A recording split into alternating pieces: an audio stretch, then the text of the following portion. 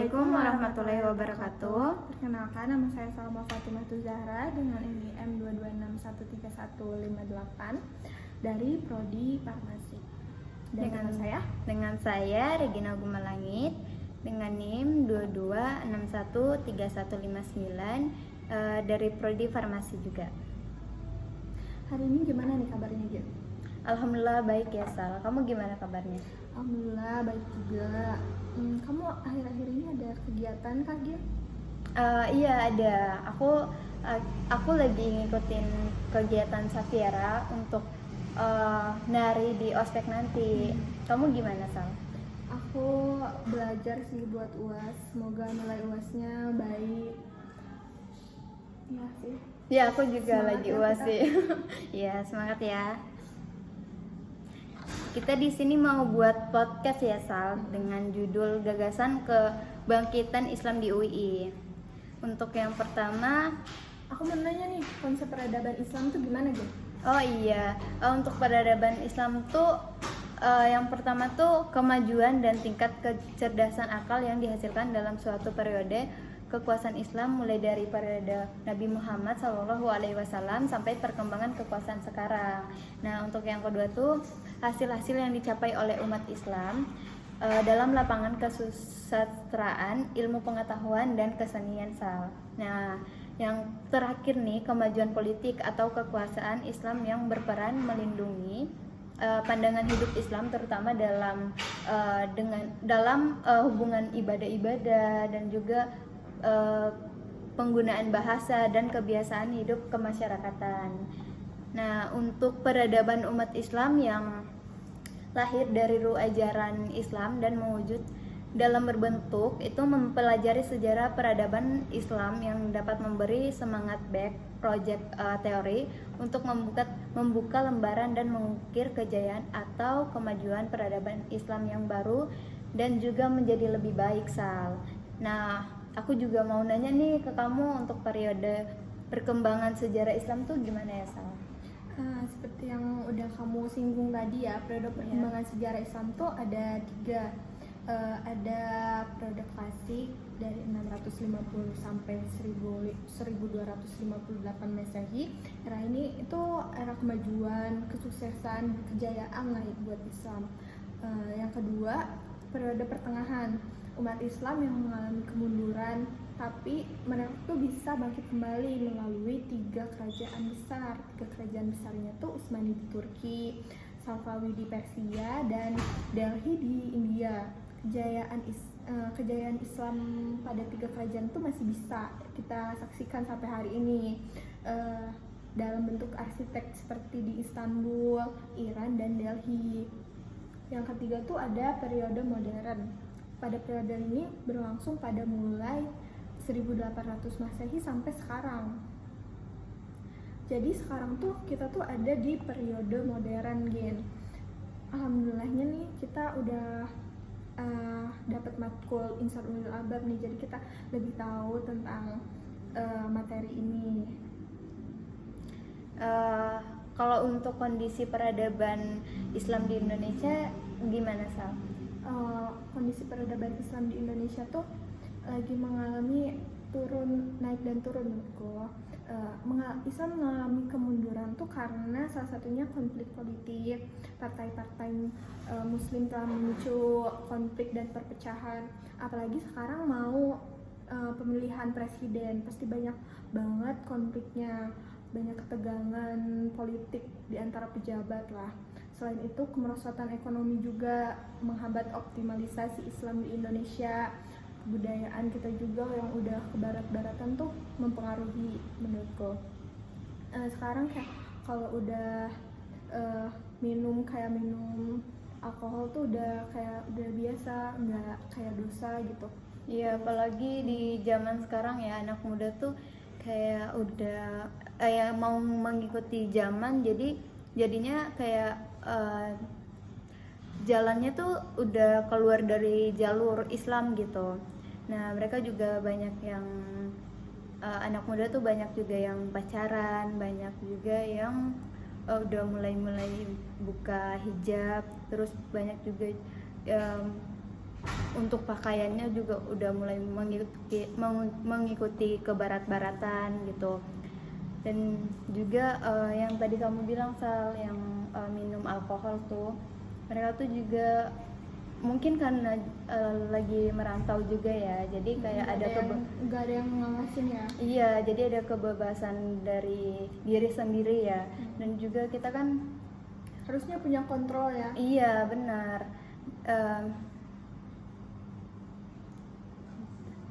Kalau tentang peradaban Islam gimana Sal? Peradaban Islam di Indonesia. Menurut aku, ya kataku banyak yang condong ke barat-baratan semuanya, karena kita tuh di zaman modern ya, Gen Z gitu, pasti sekarang banyak banget aplikasi-aplikasi kayak TikTok, Instagram, Iya benar. Twitter. Jadi kayak kita banyak tahu lah dunia luar gimana. Jadi pengen mengikuti ya. Pengen up to date terus. Iya gitu ya. benar. Perkembangan Islam di Jawa Barat sendiri, di daerah aku ya, lebih terorganisir sih menurutku, melalui lembaga-lembaga pendidikan pesantren. Islam masuk ke Jawa Barat contohnya pada ke-14 Masehi, tapi berkembang pesatnya pada 15 Masehi sampai 16 Masehi. Salah satu tokoh yang berperan besar dalam proses islamisasi di Jawa Barat tuh adalah Sunan Gunung Jati, yang mendirikan kesultanan di Cirebon dan menyebarkan agama Islam ke berbagai daerah di Jawa Barat dengan menggunakan cara yang menarik dan bijaksana lah. Kita nggak mau kan kayak di masuk Islam terus tapi dipaksa-paksa. Iya, karena Islam tuh indah banget ya. Islam tuh nggak ada paksaan, kalau mau masuk ya masuk, silakan. Terus juga kalau tentang mu'alaf ya. Iya, mu'alaf tuh juga udah mulai banyak ya yang mau masuk Islam untuk saat ini. Nah, kalau menurut kamu kondisi peradaban Islam di Indonesia gimana? Kalau menurut aku kondisi peradaban Islam di Indonesia tuh perkembangan Islam saat ini tuh sangat pesat sampai kekuasaan Islam menyebar ke berbagai daerah. Perkembangan umat Islam ini sudah terjadi di berbagai negara barat. Nah, padahal propaganda untuk menghancurkan Islam terus direncanakan, terus juga termasuk yang tidak pernah henti adalah agama teror. Tetapi ternyata ini nggak menghapus citra Islam yang baik, mengingat Islam memang mengajarkan perdamaian bukan peperangan. Dan juga aksi terorisme bukan bagian dari Islam, justru malah sebaliknya. Aksi terorisme itu karena aksi terorisme itu hanya menimbulkan kekerasan dan juga membunuh antara sesama. Untuk perkembangan Islam saat ini tuh, umat Islam tuh timbul kesadarannya tentang pentingnya ajaran Islam yang sesuai dengan ajaran yang dibawakan oleh Rasulullah SAW, sehingga dapat dijadikan sebagai pedoman hidup.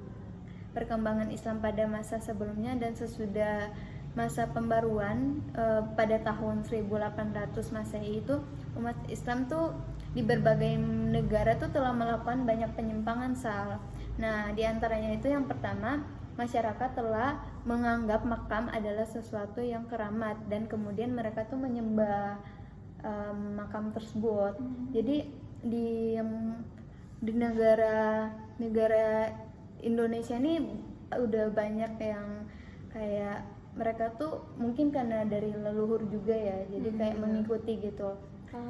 Iya benar. Jadi mereka tuh kayak kalau ada yang misalnya di hari-hari tertentu tuh mereka menyembah di pantai gitu kan, ada Oh iya, juga kan. iya benar-benar. Terus juga ada yang Masih percaya Nyi Roro Kidul. iya benar. Benar, aku juga di sana. Nah itu juga termasuk dari yang pertama nih. Nah untuk yang kedua itu adanya kelompok Islam yang berpikir bahwa di dunia sementara sehingga tidak perlu mencari harta, ilmu, dan kedudukan yang tinggi. Dan di Indonesia tersendiri tuh kayak mereka tuh masih banyak yang tidak percaya ini ya, apa namanya, bukan tidak percaya sih, lebih percaya ke benda-benda gitu. Apalagi kan sekarang tuh kayak zaman sekarang tuh banyak yang sembahan yang udah aneh-aneh, padahal tuh udah sesat ya. Padahal mereka tuh ada yang Iya, pasti dijanjiin gitu ya. iya benar. Well, Iya itu tuh udah masuk musik ya. dan kamu Kalau peran UI itu dalam peradaban Islam tuh apa? peran UI dalam peradaban Islam tuh tidak hanya mengajarkan ilmu melainkan juga agama. Mereka tuh ada kegiatan pesantren yang PNDI, taklim, terus juga banyak kegiatan keagamaan. Contohnya tuh kayak kemarin yang kita lakuin untuk pesantren kan kita dari jam 6 ya, kita dari jam 6 pagi, jam 6 sore kan? Iya sekitaran jam segitu kita udah mulai masuk pesantren. Pesantrennya itu selama seminggu ya. Iya, seminggu sih. Nah Agak capek. iya untuk kegiatannya juga lumayan ya guys. Kita harus bangun jam 3 subuh. Sholat tahajud. Iya. Kayak jarang-jarang ya sholat tahajud, tapi alhamdulillah Iya. di sana sholat tahajud. Iya dan juga kita ada Bareng sih. Jadi nggak itu ya, Benar. nggak rasa capeknya kan, kita bareng-bareng. iya bareng-bareng sama teman. Dan juga kita ada taklim ya Sal. Tapi kita sebelum taklim tuh kita mengikuti PNDI dulu. Biar tahu ya itunya. Iya biar ditentuin Kelasnya. kelasnya. Nah untuk taklim ini kita Sekolah kita. kegiatannya tuh kita baca Al-Quran, terus ngafal hadis-hadis, terus juga ada Huruf-hurufnya. iya apa namanya untuk belajar panjang pendek bacaan, tajwidnya. Terus juga yang terakhir tuh kita ujian taklimnya tuh juga apa yang kita pelajari dari taklim itu. Iya. Kita sekolah ngampus di UI ini kan namanya kan Universitas Islam Indonesia kan. Iya. Ada Islamnya. Jadi kita tuh Harus harus bertanggung jawab tanggung ya. jawab lah. Tanggung jawab untuk punya tanggung jawab untuk menjaga nama baik lah, menjaga nama baik kampus kita. Benar. Kita tuh harus punya ciri-ciri insan ulul albab nih, salah satunya kan kita suka disebut insan ulul albab nih. Iya benar. Kayak moto kita semboyan insan ulul albab. Iya. Jadi pasti harus punya ciri-ciri nih, ciri-ciri insan ulul albab. Salah satunya tuh selalu ingat Allah subhanahu wa ta'ala. Mereka yang selalu mengingat Allah dan berpikir. Maksudnya tuh mengingat Allah tuh setiap keadaan, baik berdiri, berjalan, tiduran, bahkan saat nggak melakukan tindakan apapun. Jadi kamu tuh nggak boleh ingat Allah tuh pas sedih-sedihnya doang. Pas Iya benar. Pas mau UAS baru berdoa selalu ingat Allah. Iya tahajud terus ya. Iya benar. Kita tuh mengingat Allah tuh bukan cuma di saat kita lagi sedih aja guys. Jadi di saat kita bahagia juga ingat Allah. Terus kita juga harus selalu berzikir walaupun sehari itu cuma minimal 3 kali lah berzikirnya. Terus juga kita tuh menjalani keseharian tuh kita sendiri tuh kita harus selalu melibatkan Allah dimanapun kita berada. Dan juga jangan lupa sering berzikir ya untuk setiap waktu. Jadi jangan ingat mindsetnya, jangan ingat Allah tuh pas lagi butuh, tapi kayak buat kebutuhan kita gitu. Iya. Bukan kewajiban. Kalau kewajiban tuh kayak berat nggak sih, kayak wajib gitu. Tapi kalau kebutuhan tuh kita tuh pasti mindsetnya ringan gitu, kayak Benar. gitu. Terus yang kedua tuh menghadirkan Allah Subhanahu wa taala di kesehariannya. Bagi ulil albab nih ya, ulil albab, Allah Subhanahu wa taala pasti senantiasa hadir dalam kehidupan sehari-harinya, selalu ada dan dalam dadanya. Jadi benar sih harus ingat Allah Subhanahu wa taala. Iya, karena Allah itu dimanapun kita berada tuh Allah tetap selalu ada di dalam hati kita dan selalu ada di samping kita, guys. Dan juga kalau misalnya kita lagi kayak lagi ada masalah terus belum ada bantuan dari Allah tuh ya sabar aja, guys. Soalnya juga kita tuh mengingat Allah tuh di setiap waktu dan buat menyelesaikan masalahnya itu dengan sabar gitu. Terus ada berpikiran aktif, memiliki ciri selalu memikirkan tentang penciptaan alam dan memahami sifat dan manfaatnya. Jadi kita tuh harus tahu ini tuh penciptaan alam tuh balik lagi ke Allah. Kita menghirup udara aja ini dari Allah. Iya, kita harus banyak-banyak bersyukur ya, guys, karena dengan nikmat yang udah Allah kasih, kita udah bisa di pagi hari kita masih bisa bangun, bisa menghirup udara yang segar, masih bisa berjalan, masih bisa makan dengan baik, dan juga masih bisa melakukan aktivitas yang baik, yang normal gitu. Dan kita juga selalu melihat ke bawah, jangan ke atas terus, guys. Jangan selalu melihat kok dia bisa ya kayak gini, kok aku gini-gini terus. Nah, kita juga harus introspeksi diri, guys, buat jangan selalu ngeluh gitu.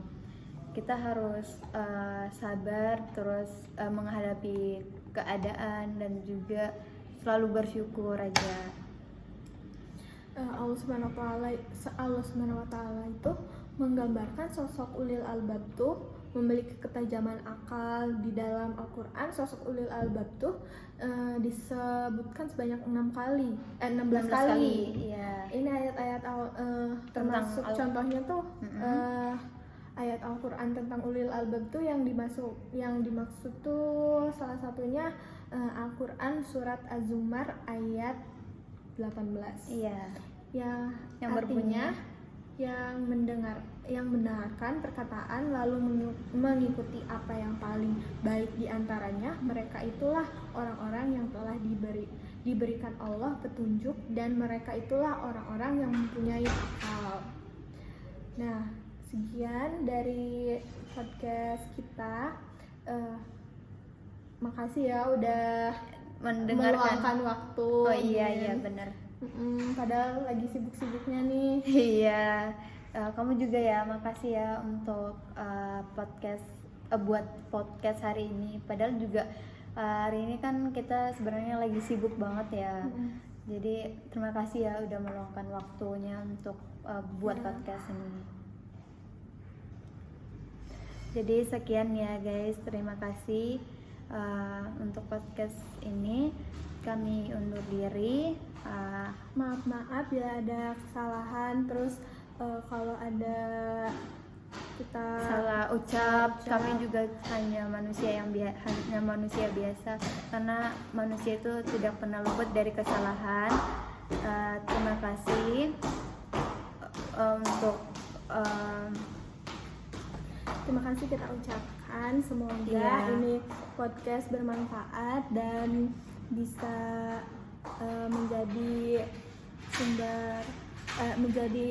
menjadikan kita lebih baik lah. Ya. Kita kita ucapkan Kita tutup aja ya, kali. Kita ucapkan Assalamualaikum Warahmat- wassalamualaikum warahmatullahi wabarakatuh. Terima kasih Terima guys. kasih.